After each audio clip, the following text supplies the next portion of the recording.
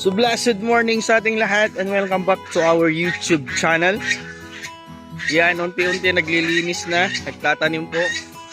Yan, may mga sili tayo dyan, talong, meron tayong mga kalamansi yan. Nandito kami ngayon sa farm dahil tinitingnan kung ano yung gagawin, saan magpapatayo ng kubo. Dahil unti-unti na natin inaayos mga kapatid. Yan, mayroon tayong tanim na ano to? Aba sa Ilocano po. Yan. Talong, may kalamansi tayo dito. Ayan o. Malunggay. Ito na yung farm natin mga kapatid. Tapos dito, ayusin natin yung dating manuka, nililipat natin paunti-unti. Yan, ipapaputol natin yan. Yung malaking kahoy na mga yan, yung milina natin papaputol dahil ayusin. Dito natin papatay yung kubo. Tapos doon banda doon yung mga alagang mga manok.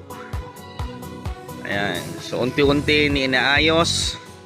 Na-praise the Lord dahil nakakapagtanim na. Yan. Yung mga talong.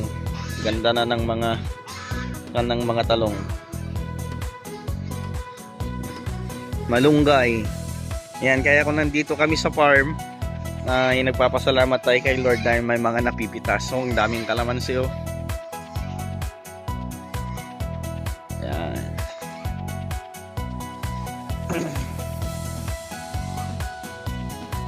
Yan po yung ginagawa natin dito sa farm kapag nandito po tayo mga kapatid.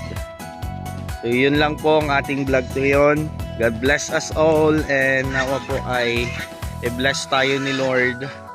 Ang sabi nga sa Bible mga kapatid, kung mayroon tayong itananim, mayroon tayong aanihin. Ito kape naman, galing po to sa Batangas. Yan. Kalabasa. Ay upo ata to, upo. Yan.